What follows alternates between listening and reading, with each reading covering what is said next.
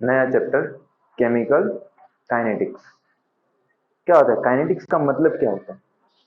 Physics में ये word सुना ही होगा बहुत बार। काइनेटिक्स, काइनेटिक्स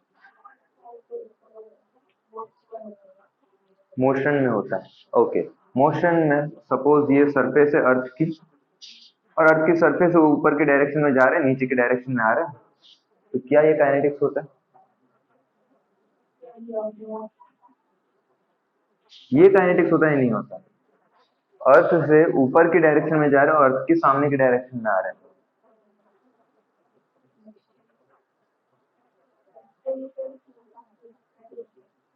ये सरफेस है। हाँ, मैं स्टेटिस्टिक नहीं बोल रहा, ये सरफेस है।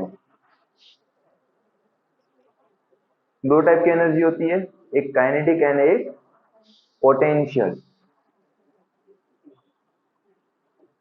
Kinetic and potential. काइनेटिक क्या डिटरमाइन करता है? तो क्या पोटेंशियल में मोशन नहीं होता?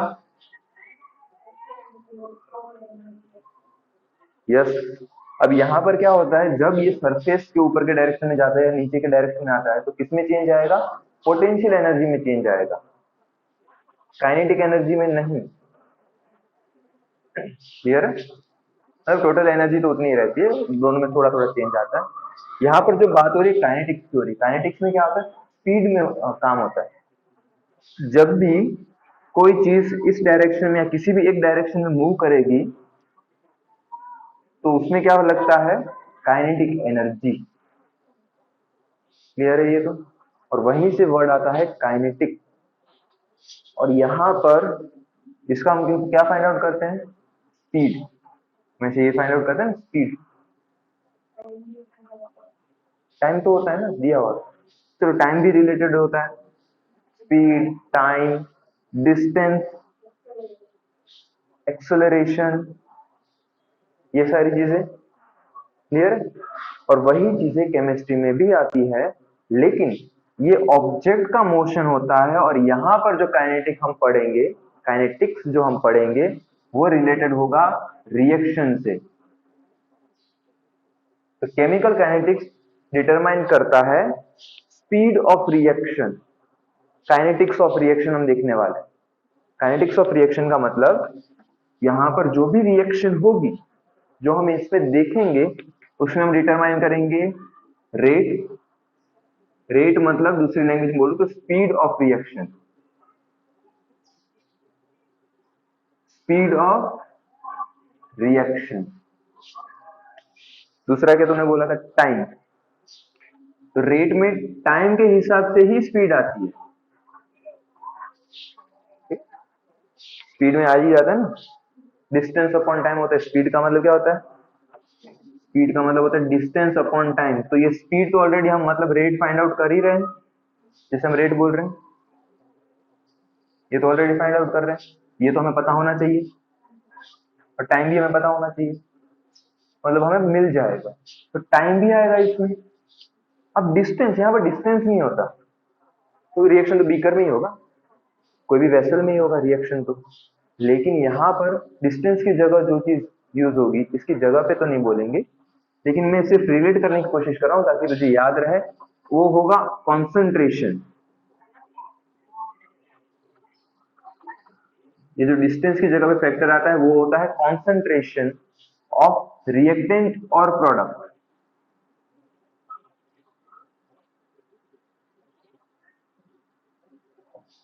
ठीक है? ऑफ रिएक्टेंट और प्रोडक्ट। और क्या आता है? एक्सेलरेशन। एक्सेलरेशन मतलब कितनी तेज होगा, और वहां पर सारे फैक्टर्स अप्लाई होते हैं, और इसको अभी नहीं देखना है, हमें सिर्फ ये तीन चीज यहाँ पर देख रहे हैं, वो भी केमिस्ट्री में। ये तो पहले देख चुका बचपन में। इससे रिलेटेड केमिस्ट्री में क्या होता है, जब रिएक्शन होती है तब सपोज यहां पर एक रिएक्शन हो रही है ए कंपाउंड की, और वो कुछ बना रहा है बी, कुछ भी बना रहा है बी, उसका टाइम यहां पर हम लिख देते हैं, तो हमें क्या मिलेगा?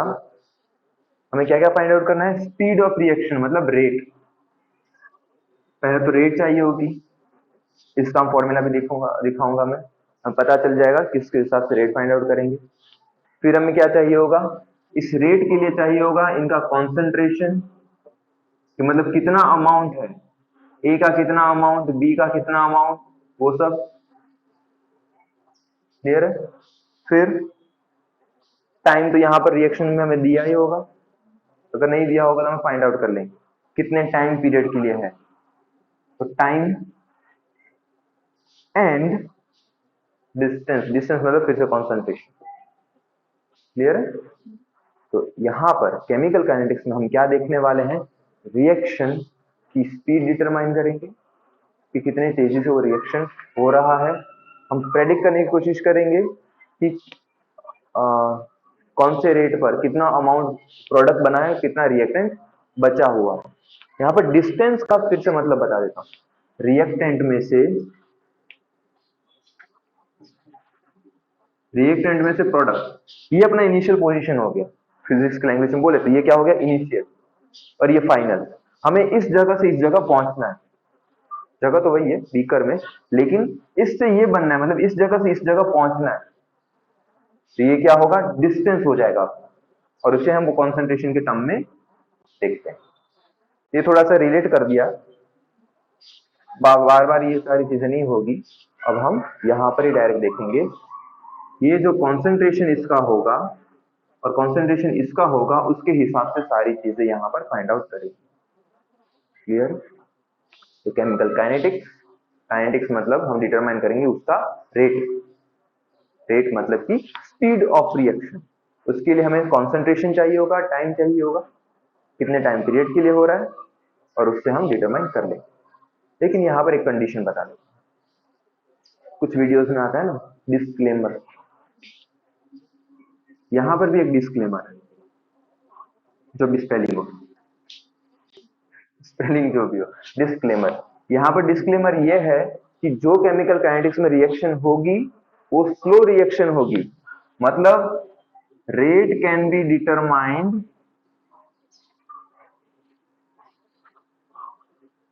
Determined of slow reaction.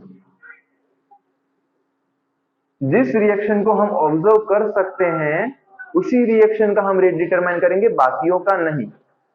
जैसे कोई हाईली रिएक्टिव चीज हुई, यहां पर मैंने सिर्फ यहां पर डाला और पूरा रिएक्शन कंप्लीट भी हो गया। कोई एक कंपाउंड मेरे हाथ में था बीकर में, और उसमें मैंने एक और कंपाउंड डाला, उन दोनों का रिएक्शन तुरंत ही हो गया, फ्यू सेकंड्स में, एक सेकंड भी नहीं लगा। ऐसी फास्ट रिएक्शन को हम डिटरमाइन नहीं करने वाले। हम ये केमिकल काइनेटिक्स किस पे लगाएंगे? रेट डिटरमाइनिंग रिएक्शंस पे लगाएंगे, मतलब जिसको हम ऑब्जर्व करके देख सके, क्लियर है। मतलब ज्यादा रिएक्टिव वाली रिएक्शंस हम नहीं देखने वाले, जैसे बहुत स्ट्रॉन्ग एसिड वाली हो गई, स्ट्रॉन्ग बेस वाली हो गई। जो स्लो रिएक्शन होगी उसी का रेट हम यहाँ पर डिटरमाइन करने वाले, फास्ट रिएक्शंस का नहीं। अगर कोई रिएक्शन की स्टेप्स होती है, 3-4 स्टेप्स होते हैं, जैसे कि पहले वो ए से बी बनता है, फिर बी से सी बनता है, और सी से फिर डी बनता है, कुछ ना कुछ करके। लेकिन हम ओवरऑल कुछ इस टाइप से लिख देते हैं लास्ट में कि ए से डी बन रहा है, बीच में ये भी तो बन रहे थे। यहां पर ये रिएक्शन थी फास्ट, ये रिएक्शन थी स्लो, और ये रिएक्शन थी फास्ट। अगर कुछ ऐसा केस हो जहां पर ए से बी फास्ट है, बी से सी स्लो है, और सी से डी फास्ट है, ओवरऑल रिएक्शन लिखते हैं हम इस तरह से, लेकिन इस रिएक्शन का जो रेट हम देंगे वो बी से सी में जो बन रहा है उसके हिसाब से हम रेट दे सकेंगे। क्लियर, समझ में आया। यहां पर ए से डी बनने के लिए 3 स्टेप होंगे, 1, 2 एंड 3, 1, 2 एंड 3। लेकिन जो रेट डिटरमाइन किया जाता है वो स्लो रिएक्शंस का होता है, इसीलिए बी से सी जो बन रहा है वो स्लो बन रहा है, इसलिए इसका केमिकल काइनेटिक्स मतलब इसके काइनेटिक्स हम देखेंगे, मतलब रेट, कॉन्सेंट्रेशन, किसकी देखेंगे हम? बी एंड सी के बारे में।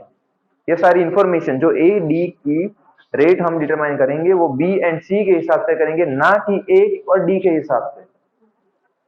क्योंकि ए से बी बन रहा है फास्ट, सी से भी डी बन रहा है फास्ट, तो फास्ट को हमें देखना ही नहीं, हमें वही रिएक्शंस देखनी है जो स्लो होगी।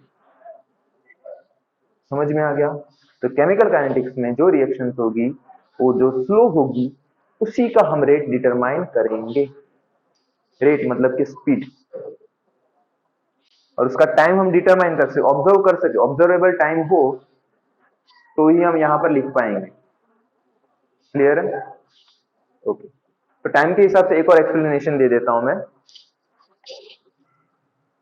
जगह नहीं।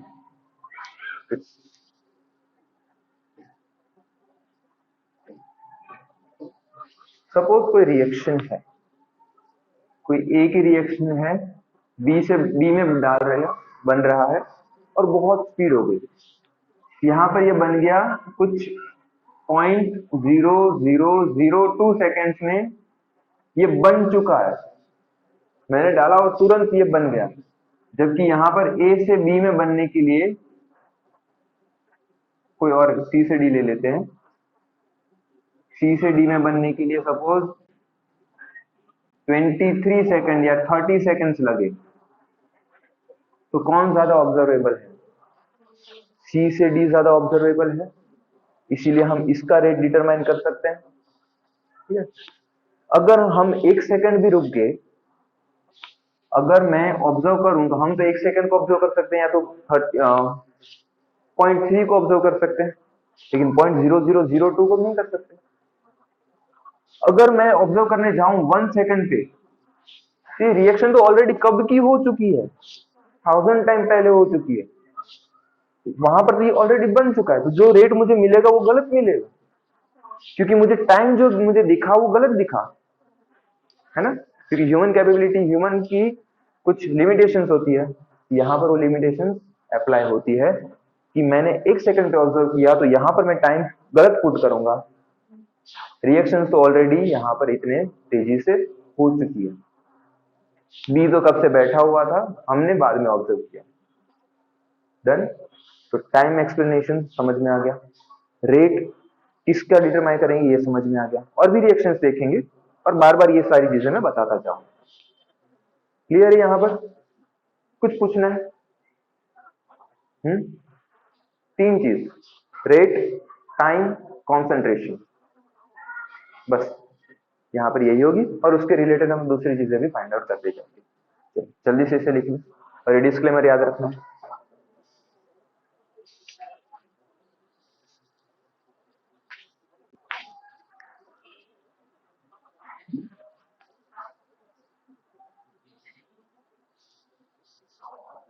टेक्स्ट बुक दे दे मुझे।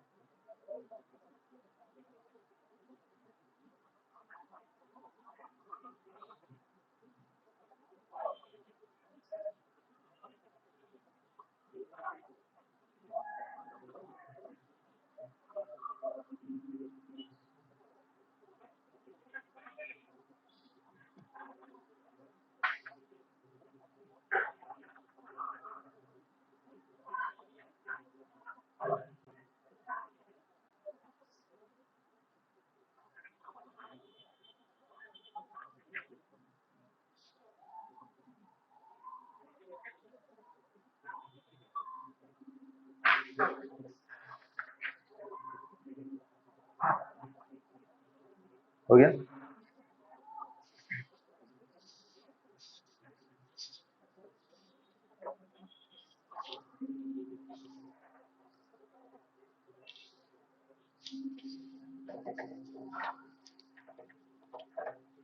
अब केमिकल काइनेटिक्स जरूरी क्यों है? हमने कभी डेल जी पढ़ा था।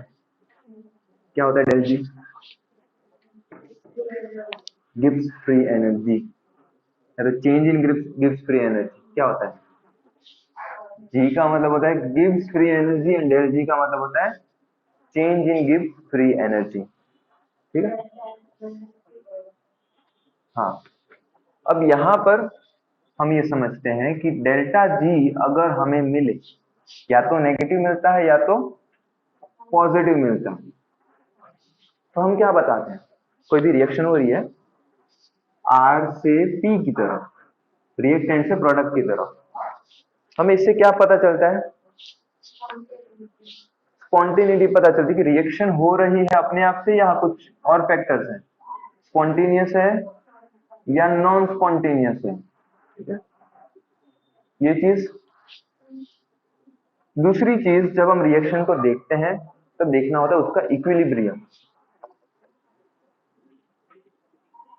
इक्विलिब्रियम मतलब कि जो रिएक्शन होगी, रिएक्टेंट से वो प्रोडक्ट बन रही है, रिएक्टेंट से प्रोडक्ट बन रही है, तो कौन से टाइम पर जब भी कोई रिएक्शन होती है तो कंप्लीट प्रोडक्ट नहीं बन जाता।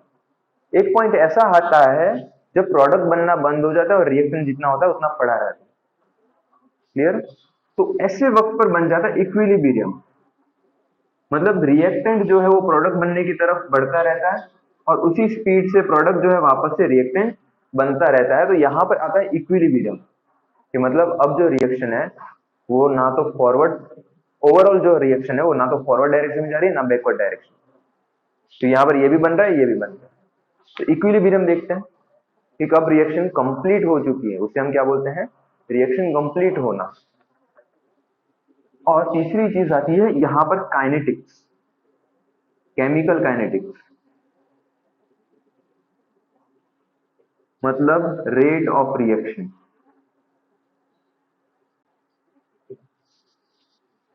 अगर हमें इसका रेट पता हो तो उसके हिसाब से हम अपने काम करेंगे।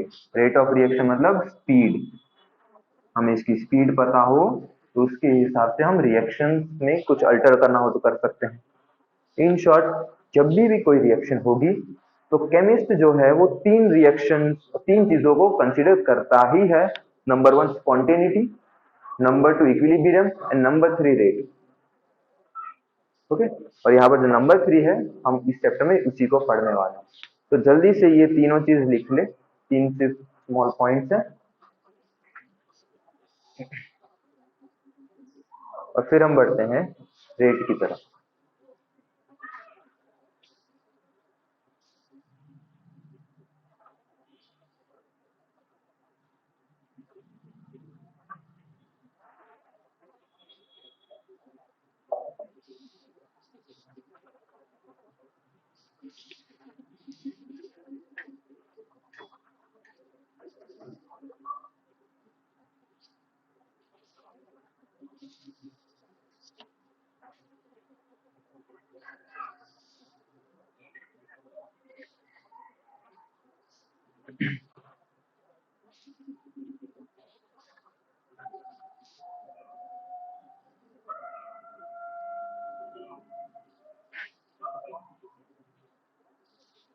इसलिए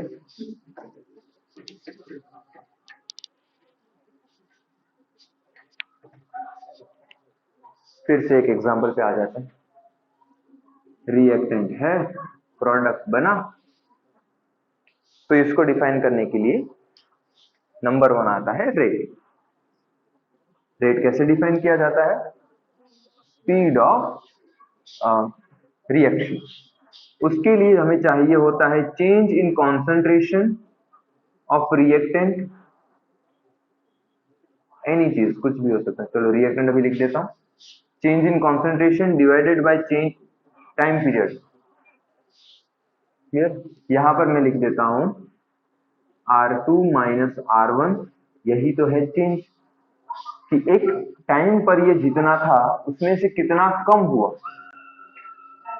हाँ, फाइनल माइनस इनिशियल, तो ये हो गया था उसका चेंज। और यहाँ पर आएगा डेल्टा टी, मतलब टाइम पीरियड जो जिस पे हमने फाइनल देखा, और यहाँ पर जो इनिशियल था।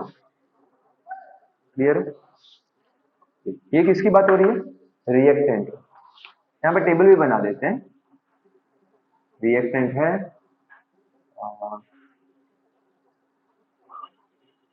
यहाँ पर कॉन्सेंट्रेशन और यहाँ पर टाइम।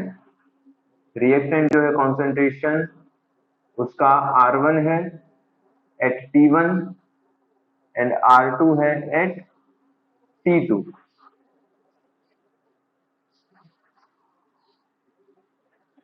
ठीक है? इनिशियल टाइम पे, स्टार्टिंग टाइम पे इसका जो कॉन्सेंट्रेशन था वो R1, और फिर क्या हो गया R2। यहाँ पर ये क्या है? रिएक्टेंट। तो रिएक्टेंट स्टार्टिंग में जो है रिएक्शन होगी, तो रिएक्टेंट का कॉन्सेंट्रेशन कम होगा या बढ़ेगा? ये रिएक्टेंट यहाँ से इस तरफ जा रहा है, तो यहाँ से कम होगा या बढ़ेगा? कम होगा, तो ये छोटा होगा, और ये छोटे में से बड़ा माइनस करेंगे तो क्या आता है?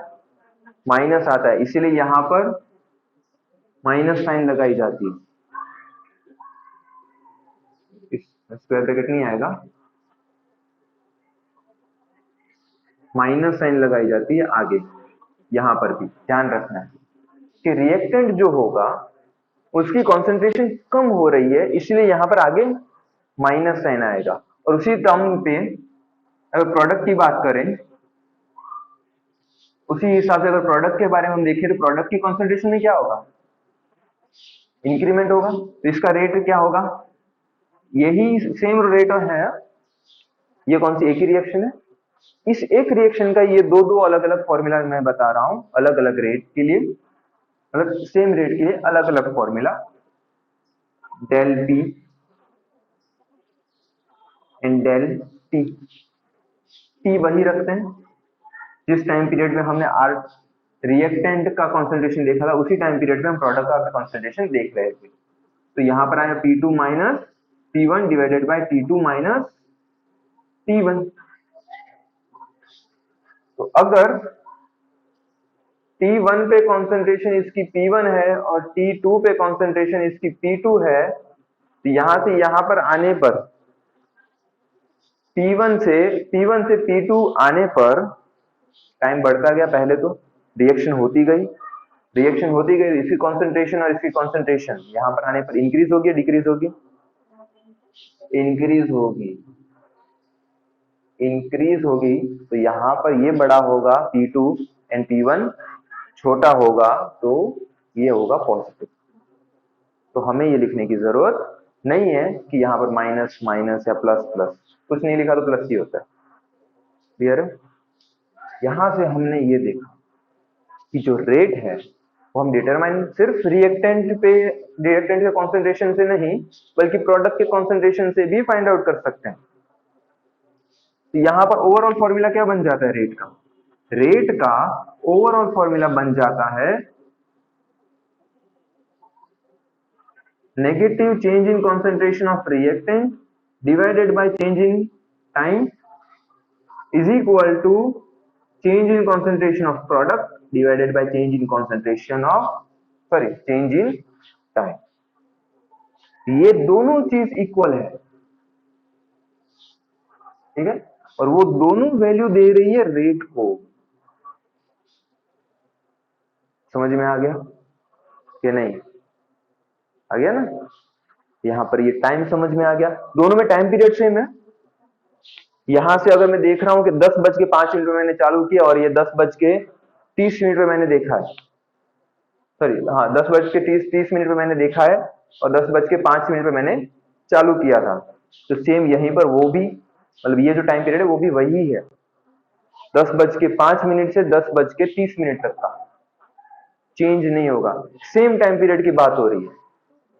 अगर मैं यहाँ से 10:15 से चालू कर दूं, 10:40 तक लूं, टाइम पीरियड 30 ही मिनट का है, लेकिन ये मैं कंसीडर नहीं कर सकता क्योंकि टाइम चेंज हो गया, रिएक्शंस में चेंज होगा, प्रोडक्ट ज्यादा बन चुका होगा अगर मैं यहाँ पर टाइम बढ़ा दूं तो। समझ में आ रहा है? यहाँ पर मैंने पहले देख लिया था, यहाँ पर बाद में देखने जाऊंगा तो क्या होगा, पहले जो रिएक्टेंट था, जो टाइम गैप मैंने लिया उसमें प्रोडक्ट और भी तो बन चुका होगा, और प्रोडक्ट और भी बन चुका होगा तो यहाँ पर चेंज आएगा, तो ये इक्वल नहीं कह पाऊंगा मैं। मतलब यहाँ पर जो डेल्टा टी है वो टाइम पीरियड दोनों का इक्वल है, सेम है और वही का वही। समझ में आ गया? 30 मिनट नहीं देखना है कि यहाँ पर 30 मिनट का डिफरेंस है, यहाँ पर 30 मिनट का डिफरेंस है। वैसे इस टाइप के क्वेश्चन ही नहीं आएंगे, मतलब टाइम दिया होगा तुमको कि 10:05 पे चालू हुआ, 10:20 पे खत्म हुआ, लेकिन फिर भी यहाँ पर बता रहा हूँ जनरल चीज कि ये जो टाइम पीरियड होगा 30 मिनट का 30 मिनट का है, लेकिन इसका मतलब ये नहीं कि ये टाइम डेल्टा टी सेम है और ये रेट सेम हो जाएगा। ठीक है? कुछ डाउट इसमें? यहाँ पर फायदे की बात तो यही है, क्वेश्चन हमें डायरेक्टली दे दिया होगा, टाइम लिख के दिया होगा नहीं, हमें यही मान के चलना है कि ये जो टाइम पीरियड हम कैलकुलेट करेंगे दोनों का वो सेम ही होगा। ओके, सेम टाइम पर ही रिएक्टेंट देख रहे हैं, सेम टाइम पर ही प्रोडक्ट देख रहे हैं, तो ये मान के ही चलना। चलो ये लिखने से ये बात होगी अपनी रेट की। तो रिएक्टेंट के मदद से रेट और प्रोडक्ट के मदद से रेट हमने फाइंड आउट कर लिया। कुछ इसी टाइप से होता है फॉर्मूला ऑफ स्पीड। स्पीड का फॉर्मूला क्या होता है?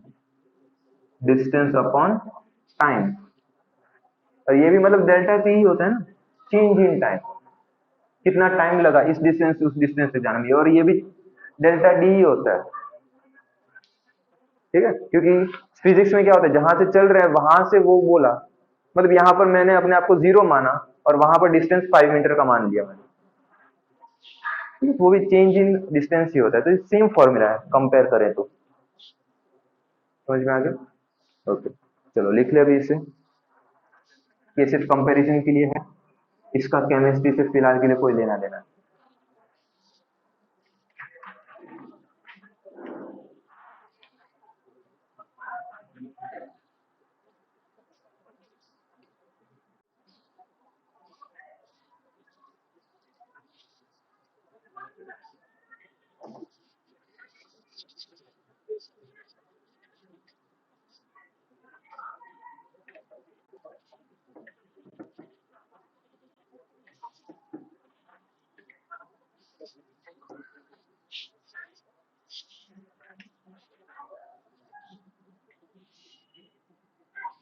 ये फॉर्मूला समझ में आ गया, R is equal to minus delta change in concentration of reactant divided by change in time. Okay, इसको हम अब देखते हैं ग्राफ के टर्म में। एक ग्राफ कैसा आएगा जब किसी रिएक्शन का रेट के हिसाब से हम ग्राफ बनाएंगे। ये है टाइम और ये है, यहां पर क्या आएगा, चेंज इन या कॉन्सेंट्रेशन, यस कॉन्सेंट्रेशन। यहां पर आएगा कॉन्सेंट्रेशन और यहां पर आएगा टाइम। तो ये ग्राफ बन गया कॉन्सेंट्रेशन वर्सेस टाइम का ग्राफ। पहले तो क्या होगा, रिएक्टेंट जो है उसकी कॉन्सेंट्रेशन ज्यादा होगी या कम होगी? रिएक्टेंट की कॉन्सेंट्रेशन,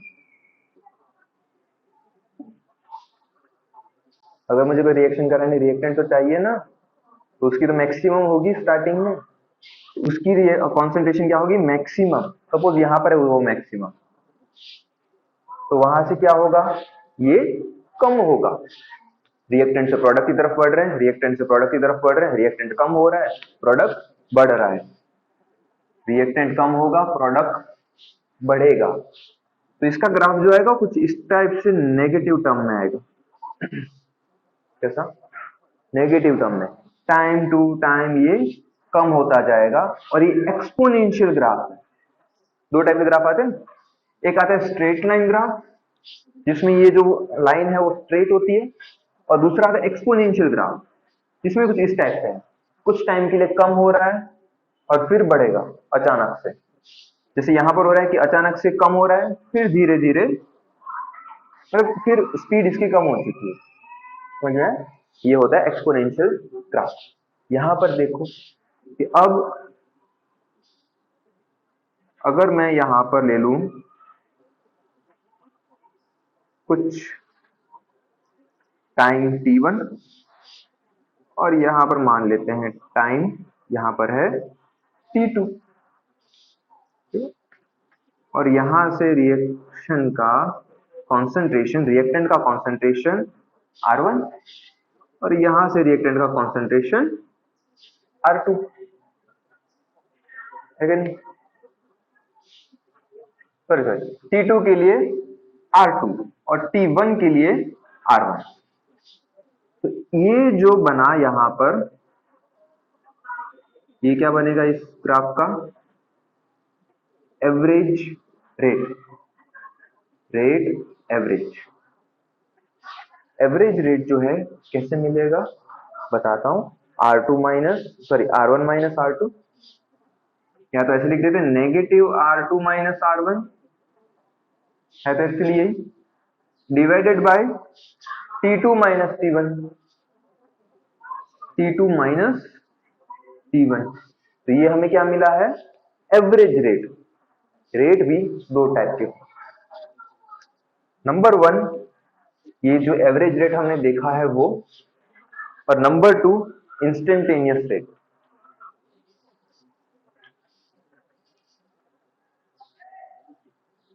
रेट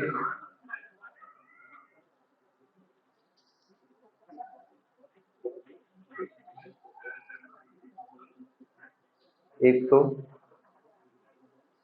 एवरेज रेट होगा और एक इंस्टेंटेनियस होगा। एवरेज और इंस्टेंटेनियस में क्या फर्क होता है ये बताता हूं। गाड़ी का एग्जांपल फिर से, एक गाड़ी ए पॉइंट से बी पॉइंट पर पहुंची, गाड़ी ए पॉइंट से बी पॉइंट पर पहुंची, तो इसका जो डिस्टेंस था ओवरऑल, और ओवरऑल जो टाइम लगा उसको हमने अगर डिटरमाइन करके स्पीड फाइंड आउट कर दी, तो इसे हम बोलते थे average rate, sorry average speed. Clear, क्या बोलते थे इसे, एवरेज स्पीड। लेकिन क्या यहां से ए से बी तक पहुंचने में उसकी स्पीड यही की यही रहेगी जो भी आएगी? Suppose 40 kilometre, 40 kilometre per hour की स्पीड आई, तो क्या इसकी स्पीड वही की वही रहेगी? सपोज यहां से मैं निकल रहा हूं माधापर से भुज पहुंच रहे, माधापर से भुज, तो क्या मेरी स्पीड 40 से 40 ही रहेगी एंड तक? बीच में कम या ज्यादा होगी, क्यों? क्योंकि वहां पर कुछ ना कुछ चेंजेस आएंगे, कुछ अड़चने आएंगी तो स्पीड कम होगी, रास्ता साफ दिखा तो स्पीड बढ़ जाएगी। क्लियर? तो यहां पर स्पीड ये जो आई वो कौन सी थी, एवरेज स्पीड। सेम चीज यहां पर है, एवरेज रेट का मतलब क्या होगा, स्टार्टिंग से फाइनल तक जो टाइम हम डिटरमाइन कर रहे हैं उसके बीच की बात है। उसके स्टार्टिंग से उसके फाइनल तक जो भी रेट हमें मिला है वो एवरेज रेट। समझ में आ गया?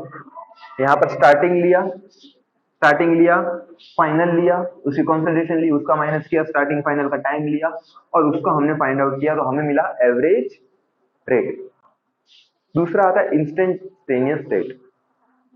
इंस्टेंटेनियस में क्या होता है कि कोई भी टाइम पीरियड हमें दे दे, हमें बोल दिया कि इस जगह पर उसका रेट कितना है, इस जगह पर। तो इसको सपोज मान लेते हैं हम टी बी और इसको लिख लेते हैं हम टी ए। तो इंस्टेंटेनियस रेट आर आई लिख देते हैं इसे, जो किसके लिए होगा? इंस्टेंटेनियस काम के लिए।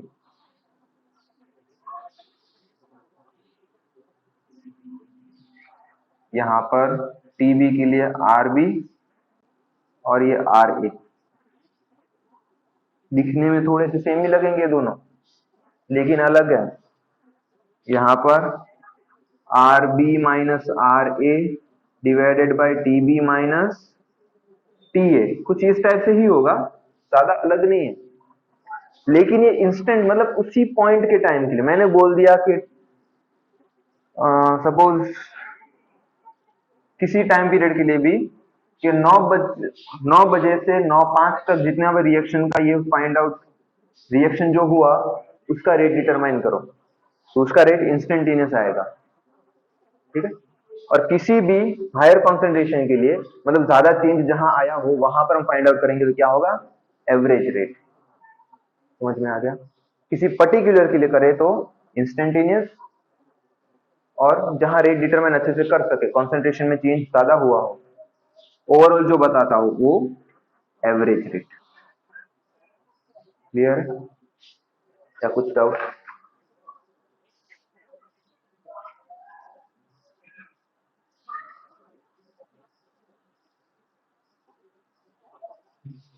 समझ में आ गया?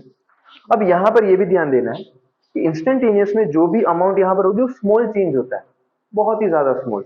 इसको लिखा जाता है कुछ इस टाइप से, ये नहीं लिखा जाता, इसको लिखा जाता है D R upon D T, D R upon D T.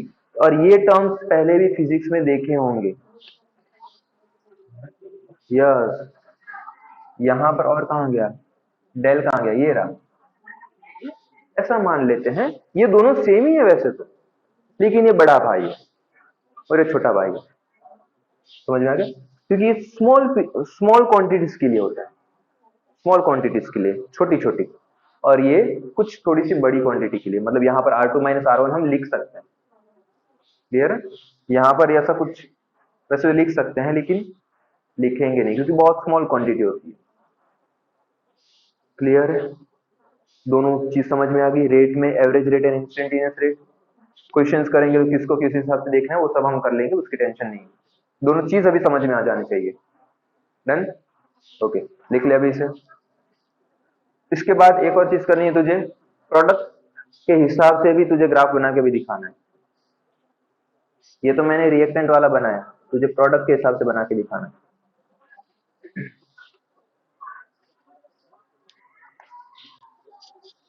यहाँ पर मैं ये भी लिख सकता हूँ साथ में, delta R minus delta R divided by delta T.